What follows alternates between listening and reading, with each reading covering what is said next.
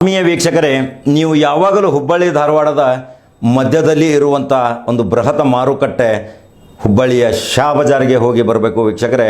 ಶಾ ಬಜಾರ್ಗೆ ಹೋಗಿ ಬರಲಿಲ್ಲ ಅಂದರೆ ನಾವು ರಾಜಧಾನಿ ಬೆಂಗಳೂರು ಬಿಟ್ಟರೆ ಎರಡನೇ ರಾಜಧಾನಿ ಅಂತಾನೆ ಹೆಸರು ಮಾಡಿಕೊಂಡಿರುವ ಹುಬ್ಬಳ್ಳಿಯಲ್ಲಿ ಒಂದು ಶಾ ಬಜಾರ್ ಇದೆ.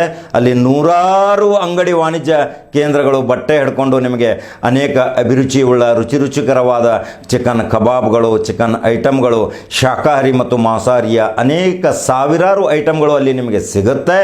ಅಲ್ಲಿ ಮೆಹಂದಿ ಹಿಡ್ಕೊಂಡು, ಅಲಂಕಾರಿಕ ವಸ್ತುಗಳು ಹಿಡ್ಕೊಂಡು, ಬಟ್ಟೆಗಳು ಹಿಡ್ಕೊಂಡು, ಪ್ರತಿಯೊಂದು ಫ್ಯಾಷನ್ ಡಿಸೈನಿಂಗ್ ಎಲ್ಲ ವಸ್ತುಗಳು ಅಲ್ಲಿ ಕಡಿಮೆ ದರ್ಜೆಗೆ ಸಿಗುತ್ತೆ.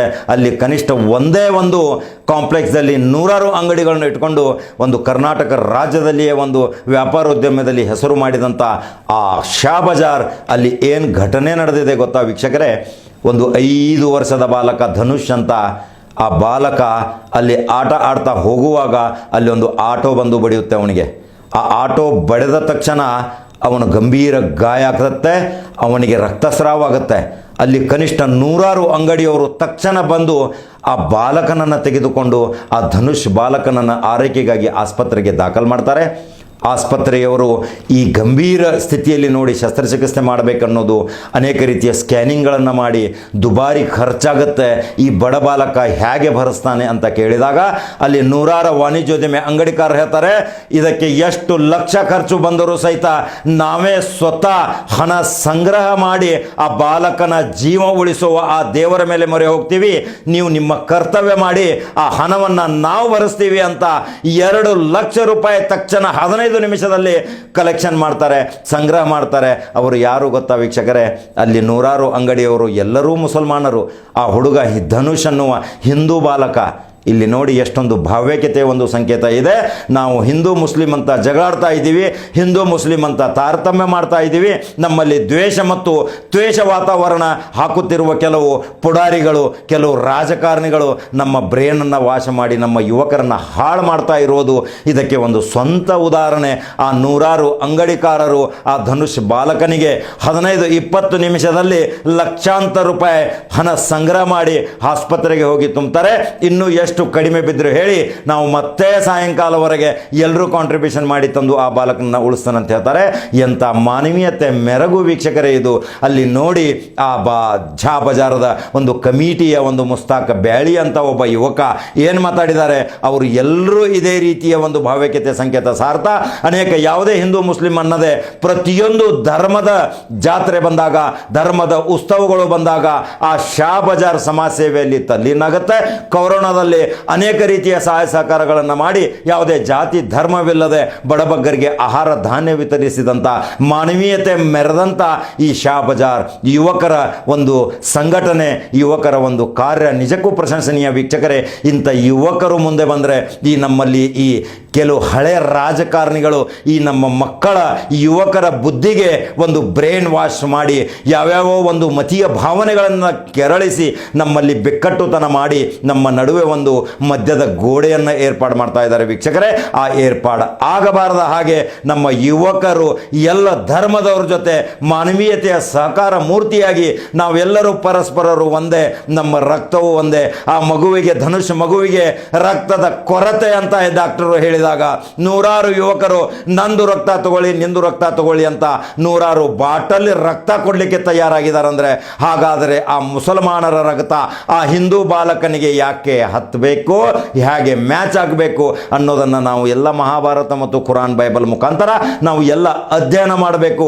ನಮ್ಮಲ್ಲಿ ಯಾವುದೇ ಭೇದ ಭಾವವಿಲ್ಲದೆ ಬಸವಣ್ಣರವರ ವಚನಗಳನ್ನು ಏನು ಸಾರಿದರು, ಪ್ರವಾದಿ ಮೊಹಮ್ಮದ್ ಪೈಗಂಬರವರು ಏನು ಹೇಳಿದರು, ಬರುವ 25ರಂದು ಯೇಸು ಕ್ರಿಸ್ತ ಏನು ಸಾರಿದ, ಕನಕದಾಸ್ ಏನು ಹೇಳಿದ, ರಾಮಕೃಷ್ಣ ಪರಮಹಂಸರು ಏನು ಹೇಳಿದರು, ಸ್ವಾಮಿ ವಿವೇಕಾನಂದರು ಏನು ಹೇಳಿದರು, ಇವೆಲ್ಲವನ್ನು ನಾವು ಬದಿಗೆಟ್ಟು ಇವತ್ತು ಕೆಲವೇ ಕ್ಷಣಗಳಲ್ಲಿ ಕೆಲವು ಗ್ರಂಥಗಳನ್ನು ಬರೆದು ಮತೀಯ ಭಾವನೆಗಳನ್ನು ಕೆರಳಿಸಿ ಯುವಕರಲ್ಲಿ ಬಡಿದಾಡುವಂಥ ವೇಷಧಾರಣೆಗಳನ್ನು ಮುಖಾಂತರ ಅನೇಕ ಮುಖವಾಡಗಳನ್ನು ಹಾಕಿಕೊಂಡು ಕೆಲ ಜನರು ಇಬ್ಬರ ಮಧ್ಯೆ ಒಂದು ಮಧ್ಯದ ಗೋಡೆ ಹಾಕಿ ಬೆಂಕಿಯ ಜ್ವಾಲೆಯನ್ನು ಪ್ರಖರವಾಗಿ ಬೆಂಕಿ ಹಚ್ಚುವ ಕೆಲಸ ಮಾಡ್ತಾ ಇದ್ದಾರೆ.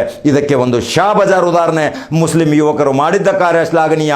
ಇಂಥ ಈ ಯುವಕರು ಮುಸ್ಲಿಮರು ಹಿಂದೂಗಳಿಗೆ ಸಹಾಯ ಆಗಬೇಕು, ಹಿಂದೂ ಯುವಕರು ಮುಸಲ್ಮಾನರಿಗೆ ಒಂದು ಮಾನವೀಯತೆಯ ದೃಷ್ಟಿಯಿಂದ ಅವರ ಕಷ್ಟ ಸುಖಗಳಲ್ಲಿ ಭಾಗಿಯಾದರೆ ಮಾತ್ರ ಆ ಪರಮ ಪರಮಾತ್ಮ ಸ್ವರ್ಗದ ದಾರಿ ಕೊಡ್ತಾನೆ. ವೀಕ್ಷಕರೇ, ಇದು ಇವತ್ತಿನ ಮಹತ್ವವಾದ ಸ್ಟೋರಿ. ಆ ಶಾ ಬಜಾರದ ವಿಶೇಷತೆ, ಆ ಶಾ ಬಜಾರದ ವೈಭವೀಕರಣ, ಆ ಶಾ ಬಜಾರದ ಆ ಯುವಕರ ಕಾರ್ಯಚಟುವಟಿಕೆ, ಅವರು ಯಾವ್ಯಾವ ರೀತಿ ವಾಣಿಜ್ಯ ವ್ಯವಹಾರಗಳನ್ನ ಮಾಡ್ತಾರೆ.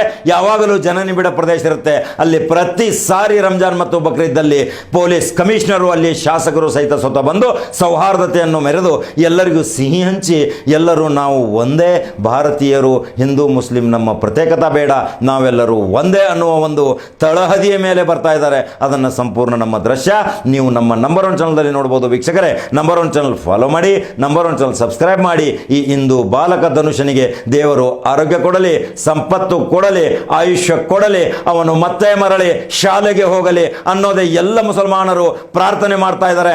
ನಾವು ಎಲ್ಲರೂ ಪ್ರಾರ್ಥನೆ ಮಾಡೋಣ. ಆ ಬಾಲಕನ ಒಂದು ಜೀವ ಮರಣದ ಹೋರಾಟದಲ್ಲಿ ಅಪಾಯದಿಂದ ಪಾರಾಗಿದ್ದಾನೆ. ಇದಕ್ಕೆ ಸಂಪೂರ್ಣ ಸಹಾಯ ಸಹಕಾರ ಮಾಡಿದ ಶಾ ಬಜಾರ್ ಯುವಕರಿಗೆ ಪರಮಾತ್ಮ ಆ ಅಲ್ಲ ಸುಖ ಶಾಂತಿ ಕೊಡಲಿ, ನೆಮ್ಮದಿ ಕೊಡಲಿ, ಸ್ವರ್ಗದ ದಾರಿ ಕೊಡಲಿ ಅನ್ನೋದೇ ನಂಬರ್ 1 ಚಾನಲ್ ಆಶಿಸುತ್ತದೆ. ವೀಕ್ಷಕರೇ, ಮತ್ತೆ ಮಹತ್ವವಾದ ಸುದ್ದಿಯೊಂದಿಗೆ ನಂಬರ್ 1 ಚಾನಲ್ ಫಾಲೋ ಮಾಡೋದನ್ನು ಮರೆಯಬೇಡಿ, ಸಬ್ಸ್ಕ್ರೈಬ್ ಆಗಿ. ಮಹತ್ವವಾದ ಸುದ್ದಿಯೊಂದಿಗೆ ಬರ್ತೇನೆ. ವೀಕ್ಷಕರೇ, ನಮಸ್ಕಾರ.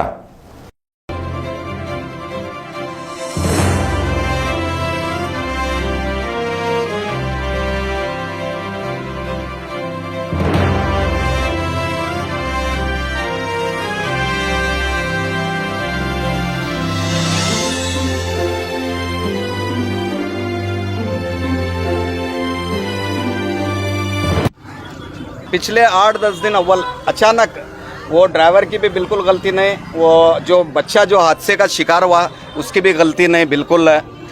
वो आ रहा था बच्चा, अचानक टायर बस्ट होने की वजह से यहाँ शाह बाज़ार के बिल्कुल सामने जहाँ पर हम ठहरे हुए हैं, जहाँ पर आप शूटिंग ले रहे हैं, बिल्कुल सामने फ़ौरन हमारे बच्चों ने, हमारे नौजवान साथी शाह बाज़ार के नौजवान और मरकज़ बंडवाड़ बेस के नौजवान फ़ौरन उसे बालाजी हॉस्पिटल को ले गए।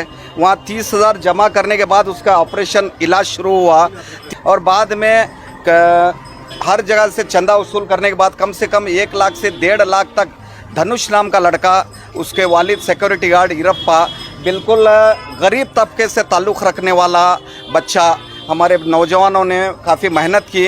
उस बाद में उसे कल डिस्चार्ज किया गया। उस बच्चे के 3 ऑपरेशन किए गए।